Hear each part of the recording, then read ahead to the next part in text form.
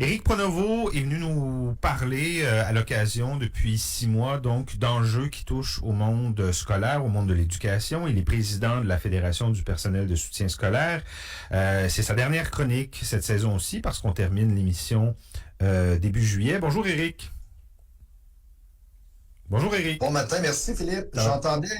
J'entendais l'invité d'avant qui soulignait les 40 ans de CKIA. Ben, d'abord, j'ai envie de vous dire bravo. Je veux dire, c'est extraordinaire. Une radio maintenant qui fait partie de ma vie, puis que moi aussi, j'écoute régulièrement. J'aime bien t'entendre, Philippe. Je participe souvent. Puis, je fais un lien avec nous, on fête notre 25e comme fédération quand même cette année. Fait que je trouvais que le lien était beau. Donc, gros anniversaire pour vous aussi. Je voulais te lancer les félicitations. Merci beaucoup, Éric. C'est bien aimable. Écoute, je te propose de faire une rétrospective des principaux moments de l'année scolaire qui se termine, l'année 2023-2024. Il y a eu énormément de dossiers super importants. Donc, c'est une bonne idée peut-être de réviser tout ça avec toi ce matin. Qu'est-ce que tu en penses? Ben oui, effectivement, parce qu'il y a eu beaucoup d'actualités, effectivement. Puis moi, je veux compléter en disant merci de nous donner l'opportunité aussi de parler du personnel de soutien puis du personnel d'éducation. C'est toujours un plaisir de venir discuter avec toi, mais puis effectivement, c'était une très grosse année, Philippe. Je peux pas t'en cacher. Non. Pour l'ensemble de l'éducation au Québec, effectivement. Vous avez commencé l'année scolaire avec une convention collective qui était échue et avec un gouvernement qui n'avait pas trop envie d'accéder à vos demandes, je pense. Effectivement, Philippe, gouvernement qui, pendant tout près de 1 an et 1 mois, s'est caché à ne pratiquement pas négocier. Donc, c'est parti effectivement. L'année scolaire est partie ses chapeaux de roue. On a eu beaucoup d'actions de mobilisation, des endroits stratégiques pendant les discussions au table. Puis je dois dire que ça a piétiné très longtemps.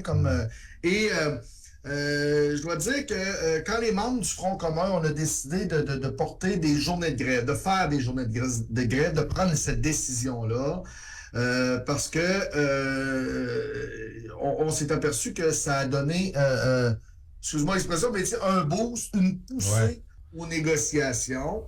Et je dois dire, puis des gens je veux pas oublier jamais de les remercier, mais c'est les parents, parce que les parents ont bien compris le contexte, ont compris la situation. Ils ont toujours été derrière le personnel scolaire, et ça, mais tu sais, on fait la grève, Philippe, on sait jamais de gaieté de cœur, hein, d'aller en grève. Quand on est rendu là, c'est parce qu'on est rendu au maximum de ce qu'on a fait. À un moment donné, on nous entend plus, on veut plus faire avancer, donc... Puis je rappelle, entre autres, que le personnel de soutien, c'est des bas salariés, souvent un petit nombre d'heures, donc précarité d'emploi, etc. C'est des services qu'on pourrait tellement augmenter, entre autres le service direct à l'élève pour aider nos enseignants, etc., etc. Mais il y a aussi tous les autres services autour, parce que c'est quand même 81 places d'emploi là, qu'on représente là, chez nous. En décembre, je me souviens, vous étiez en plein moyen de pression, puis il y a un article de La Presse qui avait particulièrement attiré mon attention. C'était une technicienne en éducation spécialisée qui était mère monoparentale, puis qui avait eu le courage de témoigner à visage découvert pour dire qu'elle n'arrivait pas avec le salaire qu'elle faisait et qu'elle avait été obligée de recourir aux banques alimentaires pour se nourrir, elle et sa famille. Oui, ça a été très touchant, Philippe, cet article-là. Ça démontrait tout ce qu'on dénonce depuis des années. Tu sais, c'est la réalité, c'est les impacts négatifs pour le personnel du système scolaire puis leur famille quand on n'est pas capable d'avoir un revenu viable. Et tu sais, outre ça, ce que je veux aussi parler, c'est parler du revers de cette médaille-là. Quand cette dame-là, cet article-là est sorti, il y a eu un élan de solidarité incroyable. Les gens rentraient en contact avec elle, les gens voulaient aider. Ça a été le personnel d'éducation, le personnel de soutien scolaire, c'est des gens qui sont très solidaires entre eux. Ils comprennent leur réalité et leur situation. Puis je dois te dire, ces gens-là sont malheureusement se battent au quotidien. Il faut les valoriser parce qu'ils ont un impact. Ça prend des meilleures conditions. On a sorti d'une négociation, ça prend des meilleures conditions. On a un bout de fait, mais il faut aller plus loin. mais de voir ces gens-là s'entraider, ça nous a touché vraiment au cœur. Et bravo encore une fois à tous ces gens-là là, qui ont Le, participé à ça aussi. Là. Éric, le ministre de l'Éducation a lui aussi eu un début d'année assez difficile, manque d'enseignants, on en a beaucoup parlé dans les médias, et aussi le fameux rapport d'enquête sur les inconduites sexuelles qui a été rendu public le 1er septembre de l'année dernière. Oui, effectivement. Et tu sais, je veux dire, malheureusement, M. Drainville, on le sent intense, hein? On le sent, Pour dire c'est le moins, quelqu'un qui effectivement. veut. Mais parfois, les idées, je veux dire, je disais en entrevue cette semaine, c'est souvent ses idées, sa propre idée. Donc, de mettre en valeur, d'aller chercher l'information encore plus sur le terrain. Puis oui, il y a eu ce rapport-là, rapport de conduite, d'inconduite sexuelle, qui l'a secoué, effectivement, qui a secoué le ministre. Et on s'entend que notre responsabilité, là, Philippe, comme société, là, c'est de faire en sorte que nos enfants soient en sécurité, soient dans un milieu sain et sécuritaire. Puis le ministre Drainville s'est engagé à agir rapidement, à protéger les élèves.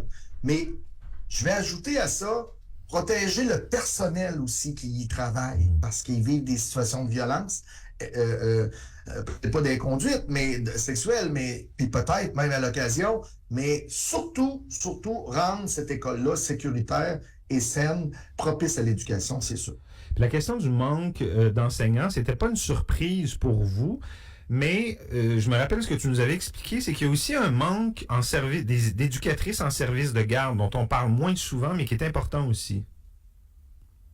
Oui, effectivement. Tu sais, souvent, oui, il manque des enseignants, mais puis c'est drôle, on dit qu'on a toujours, en début d'année, quand l'année scolaire débute, on parle toujours, bon, il nous manque 5 000, 7 000 enseignants au Québec, mais souvent, il nous manque 5 000, 7 000 éducatrices et éducateurs en service de garde.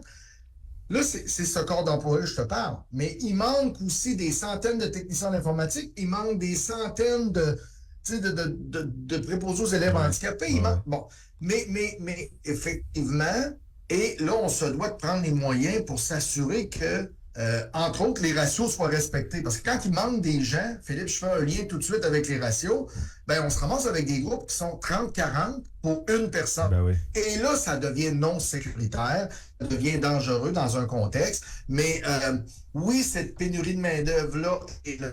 Elle doit être attirée par des conditions de travail, mais j'ai trop de gens encore là, qui font des postes de 20, 22 heures, 23 heures. Je pense qu'on pourrait augmenter encore une fois ce ratio d'heures-là et ça pourrait être intéressant pour être capable de donner un service adéquat, mais aussi travailler en amont, pendant et en suivi. Là, On peut revenir au rapport sur les inconduites sexuelles qui a poussé le ministre à proposer son fameux plan de prévention de la violence et de l'intimidation dans les écoles, qu'il a déposé. Il a aussi déposé son projet de loi visant à renforcer la protection des élèves. Qu'est-ce que vous avez pensé de ça, Éric, à la Fédération? Ben, tu sais, la Fédération est très ouverte à ça. Tu sais, on l'a accueilli, là. Il n'y a aucun problème. Et rappelle-toi, je te parlais de mon fameux vendredi là, que j'allais là, du 24 mai où on était bon réunis tout le monde ensemble, mais on avait un discours très commun, c'est-à-dire que le discours que bon, il faut que cette violence-là cesse. Il faut protéger les élèves, mais protéger aussi le personnel. Tu sais, on a travaillé fort là-dessus, mais où on est rendu présentement, Philippe, c'est honnêtement, c'est de cesser d'en parler, mais de mettre des actions sur le terrain. T'sais, parce que la violence, on en parle depuis des années et des années et des années. Et ben, ce qu'on fait, là, c'est que on en discute, on échange, mais moi, je veux que les membres qui travaillent dans un contexte comme ça, je pense à nos surveillants d'élèves, je pense à nos éducatrices et éducateurs spécialisés, tu sais, des gens qui sont au cœur directement dans l'action, et même nos éducatrices en service de garde, nos techniciens en service de garde, tous ces gens-là veulent voir une différence, c'est-à-dire plus de gens qui les accompagnent, plus de travail en amont. Nous, ce qu'on dit, l'école, ça ne peut pas être la piste d'atterrissage de la violence. faut que ça parte de plus loin. Et c'est pour ça qu'on demande des intervenants en dehors de l'école, travailler avec les milieux communautaires, travailler avec police jeunesse, avec les parents, créer des collaborations. Donc, je pense que tout ça ensemble, Philippe, pourrait faire une excellente recette, mais je vais donner une chance au ministre, on va partir, puis on a bien hâte de voir les gestes concrets. Vous aviez fait un sondage, non, en mai, est-ce que cette année Oui. ou l'année dernière, sur la violence que vivaient vos membres, là? Oui. Est-ce que ça avait eu son petit effet, ce sondage-là, quand même, non? Oui, ça a eu son effet, il l'a bien reçu. Les médias en avaient Je dirais, parlé les partis aussi. de l'opposition. Ouais. Oui, il en a même parlé, puis les partis de l'opposition, parce qu'on travaille aussi en collaboration avec eux, les partis de l'opposition ont, ont reçu aussi tout ça et ont questionné le ministre. Il ne peut pas faire fi parce que c'est un troisième sondage qu'on fait, parce qu'on en a fait un en 18, en 21, puis là, on a fait un justement en mai 24. Et je veux juste te dire que le, le, le, le, le, le- le- ce qu'on a constaté, c'est que la violence a une progression, mais elle touche plus de gens. Puis je t'explique, les secrétaires d'école qui, des fois, reçoivent un parent qui a eu un téléphone pour dire que son enfant a, mettons, des gestes de violence ou, tu sais, il est arrivé une situation. Le parent arrive émotif, arrive désorganisé, et des fois, ça crée des tensions. Secrétaire d'école, concierge. Moi, j'arrive d'un endroit, là, parce qu'on est en tournée présentement, c'est pour ça que je suis pas avec toi dans le studio, mais Ouais. on est des menaces de mort à Jonquière, à un concierge. Eh, Ça, c'est c'est grave, là. épouvantable. Tu sais, De je la veux dire, part de qui? De parents ou... menaces de mort qui viennent oui, de parents, mais d'enfants. Écoute, je te passe les termes. Le syndicat nous montre un rapport à Jonquière. C'est épouvantable. Tu sais, je veux dire, on est rendu à un stade où il faut protéger tout ce monde-là, mais travaillons en amont, ça presse. Mais euh, c'est pour ça que je te dis les gestes concrets. Moi, j'ai hâte un prochain sondage, Philippe, pour voir quand les gestes seront posés, voir la différence et l'impact dans nos répondants. Parce qu'il y a eu pratiquement 5300 répondants. Ce qui nous a interpellé beaucoup, c'est le nombre de répondants comparativement aux autres fois d'avant. Donc, ça veut dire que la violence, les gens en ont vécu un peu plus, tant verbal que physique. Tu étais venu nous parler il y a quelques semaines, d'ailleurs, tous les médias en avaient parlé, du nombre important de démissions depuis 5 ans. Hein. Je pense que c'est 37 000 démissions du personnel dans le grand secteur du personnel de soutien scolaire. Je vais pousser la réflexion un peu plus loin. Éric, est-ce que tu penses que ça peut avoir un lien avec cette violence-là? Ben, c'est un des facteurs, Philippe, ça c'est sûr. Tu sais, là, la violence, les gens ne sont pas bien au travail, donc subissent ça. Et qui aimerait aller travailler le matin en pensant que, bon, tu vas peut-être recevoir une chaise par la tête, ou tu vas te faire lancer des objets, ou tu vas te faire blasphémer, crier après, ou tenter de te faire mordre. C'est qui aimerait ça? Je ne connais pas personne. Et je vais plus loin en disant que parfois, on a des gens qui banalisent cette violence-là. Tu sais, on s'était déjà dit ensemble, rappelle-toi, on se donnait l'exemple. Ah, tu le sais, hein, le petit Louis, quand il arrive le matin, il est désorganisé. Ça se peut qu'il te pousse et qu'il te donne des coups. Non, ça se peut pas. Ça se peut pas. Faut travailler, comme je disais, en collaboration avec les parents, travailler en collaboration avec les milieux communautaires. Faut s'aider tout le monde. Faut former une grande équipe en dehors de l'école. Parce que la violence part d'un endroit, part d'une situation. Mais tu sais, il y a toute la précarité d'emploi, les conditions de travail qui sont, malgré qu'on a été chercher, on a fait des gains, mais malgré ça, les gens font le choix. Précarité d'emploi, ils font le choix économique aussi. Hein? On en parle, puis t'en parles souvent dans tes émissions. Tu sais, le panier d'épicerie coûte beaucoup plus cher. Donc, les loyers augmentent, la vie en tant que telle augmente à un rythme incroyable. Et là, ben, à un moment donné, les salaires suivent plus. Donc, les gens, ils font des choix économiques aussi. Là, donc, quittent aussi, là, souvent. Puis, dans ces 37 000 démissions-là, je veux juste te dire, je te parle pas de retraités là-dedans. C'est seulement des gens qui ont pris une décision un jour de dire, je quitte. Donc, c'est quand même énormément de gens. Quand on sait qu'on représente 42 000 membres, puis qu'il y en a 37 000 qui ont démissionné, des fois, je dis c'est une fédération qui a quitté, tu sais, dans le fond, là, au cours des 5 dernières années, ce qui est énormément de gens, là, malheureusement, qui ont quitté.